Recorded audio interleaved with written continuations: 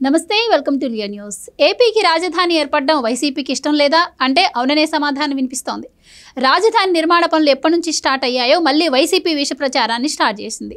వచ్చే పెట్టుబడి మొత్తం నిధులు మొత్తం 60,000 కోట్ల దాకా కావాలని చెప్పి అమరావతికి యూజ్ చేస్తున్నారు, మిగతా ప్రాంతాలకు అన్యాయం జరుగుతుంది అని చెప్పి చాలామంది సీనియర్స్ అని చెప్పుకునే మాజీ ఐఏఎస్లు ప్రొఫెసర్లు కూడా దీనిపైన స్పందిస్తున్న పరిస్థితి. మరి గతంలో కూడా మనం చూసాం, శివరామకృష్ణన్ కమిటీ కావచ్చు, చెన్నై ఐఐటి బృందం కూడా అమరావతి రాజధానికి పనికిరాదు అని చెప్పి ప్రచారం చేయటం. సో అందులో భాగంగానే మళ్ళీ ఇప్పుడు చంద్రబాబు గారికి ఎక్కడ పేరు వస్తుందో అని చెప్పి మళ్ళీ ఈ ప్రచారానికి అయితే తెరలేపింది. మరి ఈ సీనియర్స్ అని చెప్పుకునే ఐఏఎస్లు ప్రొఫెసర్ల మాటలు ఎంతవరకు నమ్మొచ్చు? మరి వాళ్ళు ప్రచారం చేస్తున్నట్టు వచ్చిన నిధులు మొత్తం మరి అమరావతికే కేటాయించడం వల్ల మిగతా ప్రాంతాలకు అన్యాయం జరుగుతుందా? ఇలాంటి విషయాలన్నీ తెలుసుకుందాం. మన ముందున్నారు senior political analyst doctor Shri Gaddipati Shyam Prasad garu. నమస్కారం సార్. నమస్తే సార్. ఎప్పుడైతే చంద్రబాబు గారు ప్రమాణ స్వీకారం చేశారో అమరావతిని పోలవరాన్ని 2 కళ్ళుగా ముందుకు తీసుకెళ్తున్న విషయం మనం చూస్తున్నాం. సో పోలవరం సందర్శనకి వెళ్ళినప్పుడేమో అటుగా తప్పుడు ప్రచారం, పోలవరాన్ని చంద్రబాబు ఏటీఎం లాగా వాడుతున్నారు అని చెప్పి, మళ్ళీ అమరావతికి ఇప్పుడు కేంద్రం నుంచి నిధులు వస్తున్నాయి, మొన్న కొంతమంది నిపుణులు కూడా వచ్చి అమరావతి నిర్మాణం ఎంత ఖర్చు అవుతుంది ఏంటి అని చెప్పడం కావచ్చు, ఆ పునాదులు స్ట్రాంగ్గా ఉన్నాయని చెప్పడం కావచ్చు, అమరావతి పనులు కూడా పుంజుకుంటున్న టైంలో కొంతమంది మేధావులు దీనిపైన స్పందిస్తూ ఉన్నారు. సో మొత్తం పెట్టుబడి మొత్తం అమరావతిలో పెడితే మిగతా ప్రాంతాలకు అన్యాయం జరుగుతుంది అంటున్నారు. సో వాళ్ళు ప్రచారం చేస్తున్నట్టు దానిలో వాస్తవం ఎంత, మీరేం చెప్తారు? మన ఆంధ్రప్రదేశ్కి అమరావతి అనేది ఒక దేవతల రాజధాని. అది పూర్వకాలంలోనే దేవతల రాజధాని అంటారు. అమరావతి అనే పేరే చాలా మంచి పేరుగా నిర్ణయించుకున్నారు అమరావతికి. అది ప్రజా రాజధాని. ప్రజా రాజధాని కోసం 29 గ్రామాల్లో నుంచి రైతులు, 29,000 మంది రైతులు, 34,000 ఎకరాలు, ఒక్క పైసా కూడా గవర్నమెంట్కి ప్రభుత్వానికి ఖర్చు లేకుండా ల్యాండ్ పూలింగ్ సిస్టంలో ప్రభుత్వానికి ఇచ్చారనమాట రైతులు. అలాంటి అమరావతి అనేది ఆంధ్రప్రదేశ్కి సెంట్రల్ ప్లేస్లో ఉంది. అన్ని విధాల ఆమోదయోగ్యమైనది, అందరికీ ఆమోదయోగ్యమైనది. అమరావతి కన్స్ట్రక్షన్, అమరావతి అనే పేరు ఖాయం చేసి 10 ఇయర్స్ అయింది. 10 ఇయర్స్ కాలం వృధా అయిపోయింది ఇప్పటికి. ఎలా అంటే అది మొదలుపెట్టి ఒక 10,000 కోర్స్ ఇన్వెస్ట్ చేశారు, సెక్రటరియట్ కట్టారు, ట్రాన్సిట్ సెక్రటరియటు, హైకోర్టు ఇవన్నీ కట్టారు, దాంట్లోనే కార్యక్రమాలు జరుగుతున్నాయి. ఇంతలోకి తెలుగుదేశం గవర్నమెంట్ పరాజయం పొందింది 2019లో. 2019లో వచ్చిన వైఎస్ఆర్సీపీ గవర్నమెంట్ పూర్తిగా అమరావతిని ధ్వంసం చేసింది. ఎంత దారుణంగా ధ్వంసం చేసిందో గత 5 సంవత్సరాలు మనందరం చూసాము. కన్స్ట్రక్షన్ అయిన బిల్డింగ్స్ని పాడు పెట్టారు. టోటల్ అమరావతి ఏరియానే ఒక అడవిలాగా మార్చారు. బేస్మెంట్, ఈ ఐకానిక్ బిల్డింగ్స్ ఉన్న బేస్మెంట్ను ఒక చెరువులాగా తయారు చేశారు. అదే 150-200 ఎకరాల ప్లేస్ని ఒక చెరువు అయిపోయింది. అది నిన్న ఇవాళ డీవాటరింగ్ చేస్తున్నారు దాన్ని. అంత చండాలంగా చేసి వదిలిపెట్టేశారు. 3 రాజధానులనే ఒక అన్నెసెసరీ థింగ్ని క్రియేట్ చేసి పూర్తి కాలాన్ని వృధా చేసి ఒక్క రాయి కూడా 3 రాజధానుల్లో పెట్టాల. అమరావతిలో కనీసం హైకోర్టు కానీ, అసెంబ్లీ కానీ, సెక్రటరియట్ కానీ ఉన్నాయి. మరి వాటికి సంబంధించిన క్వార్టర్స్ అన్నీ ఆఫ్ వేలో ఆగిపోయినాయి అన్నమాట. ఇవాళ మీరు చెప్పినట్లుగా ఈ మేధావులు అనుకునే ప్రొఫెసర్ హరగోపాల్ అనే ఆయన పౌర హక్కుల నేత అని చెప్పుకుంటాడు. ఆయన మాట్లాడే విధానం చూస్తే చాలా చాలా ఆశ్చర్యంగా ఉంది నాకు. ఎందుకంటే అమరావతి మీదే కాన్సెప్ట్. మొన్న ఈ మధ్య ఆయన కడప వెళ్ళి కడపలో సాక్షి విలేకరులతో మాట్లాడాడనమాట. మాట్లాడిన టైంలో ఏం మాట్లాడతాడు, మొత్తం మనీ అంతా తీసుకెళ్ళి అమరావతిలో ఇన్వెస్ట్ చేస్తున్నారు, మొత్తం రాష్ట్రం అంతా స్ప్రెడ్ చేయాలి, ఇది ప్రాంతీయ అసమానతలకి ఇదవుతుంది అని ఒక విలేకరుల మీటింగ్లో మాట్లాడాడు అనమాట. దానికి నేను పూర్తిగా ఖండిస్తున్నా. ఎందుకంటే దానికి పూర్తిగా నేను ఎక్స్ప్లెయిన్ చేస్తా ఏంటనేది. అది ప్రాంతీయ తత్వాన్ని రెచ్చగొట్టే విధంగా మాట్లాడాడు ఆయన. మామూలుగా అయితే అమరావతి కార్యక్రమం అనేది ఒక మహాయజ్ఞం. చంద్రబాబు గారు అది మహాయజ్ఞంలాగా తీసుకున్నారు. మన అదృష్టం ఏంటంటే సెంట్రల్లో కూడా మనకి సానుకూల గవర్నమెంట్ ఉంది కాబట్టి, డబుల్ ఇంజిన్ గవర్నమెంట్ కాబట్టి మనది సెంటర్ కూడా మనకి చాలా సానుకూలంగా ఉండి అమరావతికి నిధులు కేటాయిస్తుంది అనమాట. దాంట్లో ఇప్పుడు వరల్డ్ బ్యాంక్ కానీ, ఏడీబీ కానీ 15,000 కోట్లు దానికి శాంక్షన్ చేసింది. అలాగే 11,000 కోట్లు ఉడ్కో రుణం, 11,000 కోట్లు, ఒక 5,000 కోట్లు ఒక బ్యాంక్ రుణము తీసుకుంటున్నారు. అది 16,000 కోట్లు. 4,000 కోట్లు మన స్టేట్ బడ్జెట్లో పెట్టారు. 20,000 కోట్లు అది. ఈ 15,000 కోట్లు ఏమో అది కేంద్ర ప్రభుత్వం హామీతో ఏషియన్ డెవలప్మెంట్ బ్యాంక్ నుంచి కానీ, ప్రపంచ బ్యాంక్ నుంచి కానీ ఇప్పిస్తున్నారనమాట. దానికి మన బాధ్యత లేదు, మన మన మన స్టేట్ గవర్నమెంట్ మీద దానికి ఒత్తిడి లేదనమాట. దానికి మనకేమీ సంబంధం లేదు. మనకల్లా ఒక 16,000 కోట్ల రుణమే ప్రస్తుతానికి మనం తీసుకుంటున్నాం. అది పెద్ద గొప్ప విషయం కాదనమాట. ఎందుకంటే ఇప్పుడు సెక్రటరియట్ ఉంటుంది, అసెంబ్లీ ఉంటుంది, హైకోర్టు ఉంటుంది. మరి దీంట్లో పనిచేసే వాళ్ళందరికీ ఎమ్మెల్యేల క్వార్టర్స్ కానీ, గెజెట్ ఆఫీసర్స్ క్వార్టర్స్ కానీ, నాన్ గెజెట్ ఆఫీసర్స్ క్వార్టర్స్ కానీ, జడ్జెస్ క్వార్టర్స్ కానీ, మినిస్టర్స్ క్వార్టర్స్ కానీ, ఐపీఎస్ క్వార్టర్స్ కానీ, ఐఏఎస్ క్వార్టర్స్ కానీ, మరి వీటి కోసమే కేటాయిస్తున్నారు డబ్బులు. అలాగే ఐకానిక్ టవర్స్ సెక్రటరియట్కి, కొత్తగా హైకోర్టుకి, అసెంబ్లీకి కేటాయిస్తున్నారు. దేనికి వృధా చేయట్లా. మరి రైతుల దగ్గర నుంచి 34,000 ఎకరాలు ల్యాండ్ తీసుకున్నప్పుడు మరి వాళ్ళకి రిటర్నబుల్ ఫ్లాట్స్ ఇచ్చేటప్పుడు సౌకర్యవంతంగా ఇవ్వాలి కదా, వాళ్ళకి లేఅవుట్స్ వేసి ఇవ్వాలి, వాళ్ళకి పూర్తి ఇన్ఫ్రాస్ట్రక్చర్తో ఇవ్వాలి. వాళ్ళకి దగ్గర 25,000 కోట్ల ఇన్ఫ్రాస్ట్రక్చర్కే అవుతుంది. అదేమి ఎక్కడ ఒక్క పైసా కూడా వృధా కావట్లా. 34,000 ఎకరాల్లో 29,000 మంది రైతులు ఇచ్చిన వాళ్ళకి రైతుల్ని సంతృప్తిపరచారు కదా, వాళ్ళు ఒక్క పైసా కూడా తీసుకోకుండా వాళ్ళు ల్యాండ్ని ఇచ్చారు మనకి. దానికి మరి ఇన్ఫ్రాస్ట్రక్చర్, వాటర్ ఫెసిలిటీ కానీ, డ్రైనేజ్ కానీ, ఎలక్ట్రిసిటీ కానీ, రోడ్స్ కానీ, వాటన్నిటికీ ఖర్చు అవుద్ది. దాంట్లో ఎక్కడ ఒక్క పైసా కూడా వృధా కాదు. ఆయన ఎందుకు అలా మాట్లాడుతున్నాడో ప్రొఫెసర్ హరగోపాల్ అని ఆయన ఒక మహాయజ్ఞం ఇది. ఈ యజ్ఞాన్ని పూర్వకాలంలో రామాయణం కాలంలో యజ్ఞాలని రాక్షసులు చెడగొట్టేవాళ్ళు.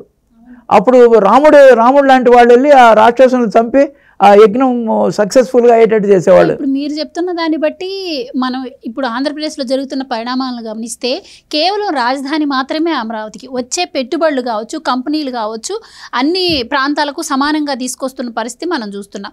అసలు ప్రాంతీయ అసమానతలు ఇప్పుడు కూటమి ప్రభుత్వం చేస్తుందంటారా? ఈ వైసీపీ మాట్లాడే మాటలు బట్టి చూస్తే వైసీపీనే ప్రాంతీయ అసమానతలను రెచ్చగొడుతుందంటారా కావాలని? ఎందుకంటే మనం చూసాం గతంలో మరి రాయలసీమకు కియా వచ్చినప్పుడు మరి విశాఖకి అన్యాయం జరిగినట్టు అనుకోవచ్చు. అలాగే విశాఖకి ఏదైనా వస్తే మరి రాయలసీమకు జరిగినట్టు అనుకోవచ్చు కదా. మరి ఎందుకు లేని అసమానతలను రెచ్చగొట్టే ప్రయత్నం చేస్తుంది? వాళ్ళు రాక్షసులమ్మ. ఇప్పుడు ఈ ప్రొఫెసర్ హరగోపాల్ అయినా ఆయన ప్రొఫెసర్ అనే పదానికే తగిన వ్యక్తి కాదు. గత 5 సంవత్సరాల నుంచి ఎక్కడికి వెళ్ళాడు ఆయన? గత 5 సంవత్సరాల నుంచి 10,000 కోట్లు ఇన్వెస్ట్మెంట్ చేసి బిల్డింగ్లన్నీ ఆఫ్వేలు ఆగిపోతే ఎంత నష్టం అది? ప్రజాధనం. దాని గురించి ఒక్కరోజన్నా మాట్లాడా? ప్రజలకు ఎన్నో రకాల అరాచకాలు జరిగినాయి, ఒక్కరోజన్నా మాట్లాడా? పౌర హక్కులు బాగా నాశనం అయిపోయినాయి. ఒక మనిషిని మర్డర్ చేసి డోర్ డెలివరీ చేస్తే ఆయన ఎప్పుడైనా మాట్లాడా? ఎప్పుడైనా వైజాగ్లో ఉన్న డాక్టర్ని అన్యాయంగా చంపేస్తే ఎవరైనా మాట్లాడారా? శిరోమణనం కేసు ఎవరైనా మాట్లాడారా? ఒక్క అరాచకం గురించి కూడా గత 5 సంవత్సరాల్లో ఎప్పుడు ఈ ప్రొఫెసర్ అని మేధావి అని చెప్పుకుంటున్నాడు ఆయన. మేధావి కాదు, వాళ్ళు రాక్షసులు. యజ్ఞాన్ని నాశనం చేయటానికి రాక్షసులు ఎట్లా అయితే ఉపయోగపడతారో మన అమరావతి అనేది మహాయజ్ఞం. ఆ యజ్ఞానికి చెడగొట్టే రాక్షసులు వీళ్ళు, మేధావులు కాదు, రాక్షసులు వీళ్ళు. ఆయన కాక శర్మ గారి అని ఆయన వైజాగ్ ఆయన రిటైర్డ్ ఐఏఎస్ ఆయన చంద్రబాబు గారికి ఒక లెటర్ రాశాడు. మొత్తం డబ్బులన్నీ తీసుకెళ్ళి అమరావతిలో పెడుతున్నారని. అమరావతిలో దేనికి పెడుతున్నారు? దట్ ఈజ్ ఎంప్లాయీస్ క్వార్టర్స్కి, ఏది ఎన్జిఓ క్వార్టర్స్కి, గెజెట్ ఆఫీసర్ క్వార్టర్స్కి, ఎమ్మెల్యేల క్వార్టర్కి. వీటికి సదుపాయం అక్కర్లేదా? ఎక్కడో ఒకసారి పెట్టాలిగా డబ్బులు అయ్యి. అంటే ఏం చేయమంటారు? గెజెట్ ఆఫీసర్ క్వార్టర్ వైజాగ్లో, నాన్ గెజెట్ ఆఫీసర్ క్వార్టర్ తిరుపతిలో పెట్టమంటారా? సెక్రటరియట్ అమరావతిలో ఉండి క్వార్టర్స్ తీసుకెళ్ళి వేరే చోట పెట్టమంటారా? అది సాధ్యమైన పనేనా? సెక్రటరియట్ ఎక్కడుంటే అక్కడే క్వార్టర్స్ ఉండాలి, అక్కడే హైకోర్టు ఉంది, అక్కడే అసెంబ్లీ ఉంది. వాటికి తగిన సౌకర్యాలు ఏర్పరచాలి. వాళ్ళందరికీ రోడ్స్ కావాలి, వాటర్ కావాలి, డ్రైనేజ్ కావాలి, ఎలక్ట్రిసిటీ కావాలి, మరి రైల్వే స్టేషన్ కావాలి. ఇప్పుడు అమరావతికి పెట్టే ఏ పెట్టుబడి అయినా కూడా ఇటు ప్రజల నుంచి కానీ ఇటు ప్రభుత్వం నుంచి కానీ రూపాయి కూడా పెట్టట్లేదు అని ఇప్పటికే మంత్రి చెప్పడం కూడా చెప్పారు. ఎలాగంటే అది ప్రజల మీద ఏ భారం పడదు అని నిన్న కూడా నారాయణ గారు ప్రెస్ మీట్లో చెప్పారు. దాంట్లో ప్రజల మీద భారం పడకుండా ఇది సెల్ఫ్ సఫిషియెంట్ క్యాపిటల్ మన అమరావతి. ప్లస్ అసలు ఎక్కడో చోట రాజధాని కట్టారు కదా, రాజధానికి అనేది డబ్బులు అవుతాయి కదా. అంటే రాజధానిని ముక్కలుగా విడగొట్టేసి ప్రతి జిల్లాకు రాజధాని పెట్టమంటారా ఏంటి? అది కరెక్ట్ కాదు కదా. ఒకే చాట రాజధాని కట్టాలి, అన్ని ఆఫీసులు ఒకే చాట ఉండాలి, వాళ్ళకి తగిన సౌకర్యాలు ఏర్పరచాలి. ప్లస్ మన రాష్ట్రంలో ఉన్న ఉమ్మడి 13 జిల్లాల్లోనూ ఇప్పుడు పరిస్థితి కూటమి ప్రభుత్వం వచ్చిన తర్వాత కానీ గత తెలుగుదేశం గవర్నమెంట్లో కానీ అభివృద్ధి డీసెంట్రలైజ్ చేశారు చంద్రబాబు గారు అన్ని చోట్ల. ఇప్పుడు నార్త్ కోస్టల్ డిస్ట్రిక్ట్స్, నార్త్ ఉత్తర కోస్తా ఉంది, వైజాగ్ ఉంది. వైజాగ్లో రీసెంట్గా గూగుల్ డేటా సెంటర్కి ఒప్పందం అయింది. అట్లాగే టీసీఎస్ వైజాగ్లో వస్తుంది.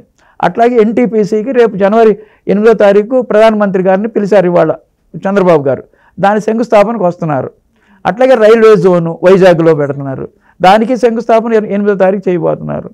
అట్లాగే ఆర్సెల్ఆర్ మెటల్ అది అనకాపల్లిలో పెట్టబోతున్నారు. ఈ దగ్గర 3-4 లక్షల కోట్ల ఇన్వెస్ట్మెంట్ అది, అదంతా ఉత్తర కోస్తాలోనే వస్తుంది. మరి అప్పుడు చూసినప్పుడు కృష్ణా, గుంటూరు, గోదావరి జిల్లాల్లో అసలు పరిశ్రమే లేదు, ఒక్క పరిశ్రమ కూడా లేదు. అలాగే రాయలసీమ, అనంతపూర్లో కియా మోటార్స్ ఆల్రెడీ సక్సెస్ఫుల్గా పెట్టారు. ఇప్పుడు రిలయన్స్ వస్తుంది, రిలయన్స్ కంప్రెస్డ్ బయోగ్యాస్, అది మొత్తం స్టేట్ అంతా స్ప్రెడ్ చేస్తున్నారు ఎక్సెప్ట్ కృష్ణా అండ్ గుంటూరు.